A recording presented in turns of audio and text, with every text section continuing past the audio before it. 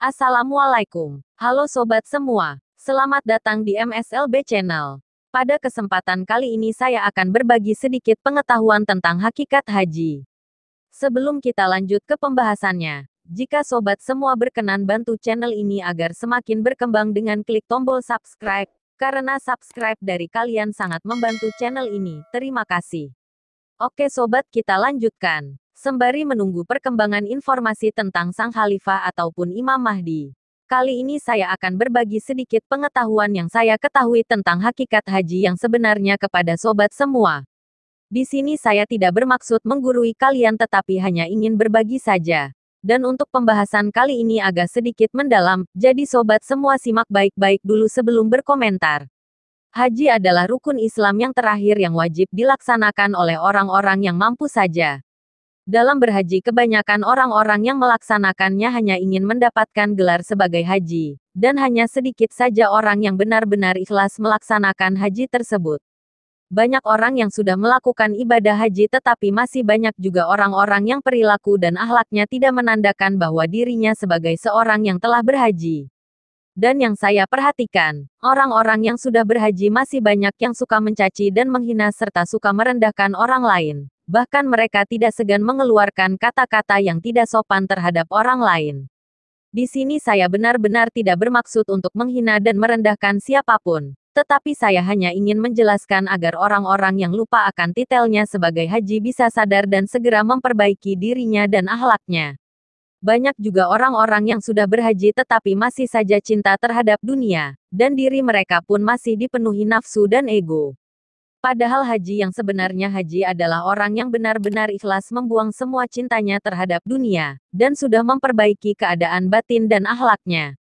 Karena orang yang benar-benar sudah berhaji ataupun disebut haji mabrur, adalah orang yang sudah bisa menaklukkan hawa nafsu dan ego di dalam dirinya, sehingga terbentuklah sebuah akhlak atau sifat yang baik di dalam dirinya.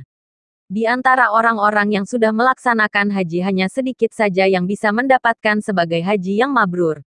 Adapun hakikat haji yang sebenarnya. Hakikat haji adalah wukuf, yaitu berdiam diri di padang Arafah. Sebagai salah satu rukun haji, sudah semestinya setiap umat Islam mengetahui apa itu wukuf dan bagaimana cara pelaksanaannya. Kebanyakan orang yang melakukan wukuf mengetahui bahwa wukuf berdiam diri di padang Arafah dan banyak membaca doa-doa. Padahal wukuf yang sebenar-benarnya wukuf adalah berdiam diri di padang Arafah dan berusaha mengosongkan pikiran terhadap masalah dunia dan lainnya, sehingga kita bisa merasakan dan menantikan kehadiran Allah di dalam kekosongan tersebut. Jika seseorang yang melakukan wukuf sudah berhasil melakukan perjumpaan dengan Allah Subhanahu wa Ta'ala, berarti haji seseorang tersebut masuk dalam kategori haji mabrur. Banyak orang yang melakukan ibadah haji tetapi banyak yang tidak mendapatkan gelar sebagai haji mabrur, itu semua dikarenakan mereka tidak mengenal Tuhannya. Orang yang mengenal Tuhannya adalah orang yang sudah mengenal dirinya yang sejati. Seperti yang dijelaskan di dalam hadis. Rasulullah Shallallahu Alaihi Wasallam bersabda, "Man arafa nafsahu, fakot arofa robahu," yang artinya, siapa yang mengenal dirinya, akan mengenal Robnya. Jadi bisa kita simpulkan, bahwa hakikat haji yang sebenarnya adalah wukuf, yaitu berdiam diri menantikan dan merasakan kehadiran Allah Subhanahu wa Ta'ala di saat diri kita berada dalam kekosongan. Pertanyaannya, apakah wukuf hanya bisa dilakukan oleh orang-orang yang melaksanakan ibadah haji saja? Sementara ibadah haji hanya untuk orang-orang yang mampu, bagaimana untuk orang-orang yang tidak mampu? Jawabannya adalah, wukuf bisa dilakukan oleh siapa saja yang benar-benar ingin melakukannya karena Allah. Di dalam tingkatan zikir, terdapat juga makom wukuf, yaitu berdiam diri menantikan dan merasakan kehadiran Allah Subhanahu wa Ta'ala. Untuk orang-orang yang tidak mampu melaksanakan ibadah haji ke Mekah, bisa menghajikan rohani ataupun jiwa kita, walaupun tidak melakukan ibadah haji secara zohir akibat ketidakmampuan kita.